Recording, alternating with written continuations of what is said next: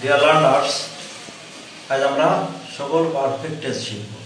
Present perfect, past perfect ও future perfect, তিনটে বাক্যের মাধ্যমে। খেয়াল করে বোর্ডের দিকে, আমি ক্রিকেট খেলেছি, তো এটা হচ্ছে কি সেন্টেন্স প্রেজেন্ট পারফেক্ট।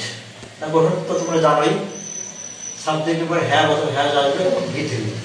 সেই হিসাবে আমি লিখেছি কি আই হ্যাভ প্লেড ক্রিকেট, আমি ক্রিকেট খেলেছি।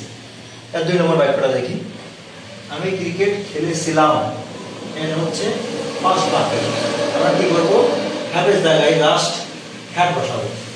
তাহলে আমি ক্রিকেট খেলেছিলাম কি হবে, আই হ্যাড প্লেড ক্রিকেট। ঠিক আছে। এবার 3 নম্বর বাক্যটা দেখি, আমি ক্রিকেট খেলে থাকবো, এটা ফিউচার পারফেক্ট। লাস্ট আমরা কি করবো, এই যে হ্যাড, এখানে আমরা কিন্তু উইল হ্যাভ নিয়ে আসবো, আর ভিথিত আছে থাকবে, I will have played cricket, আমি ক্রিকেট খেলে থাকবো।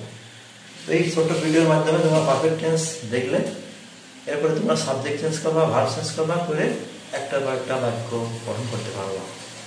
পারফেক্ট টেন্সের একটা ব্যবহার আছে বিফোর এবং আফটার, এটা বিস্তারিত ব্যবহার আমরা আর একটা ভিডিওর মাধ্যমে দেখবো।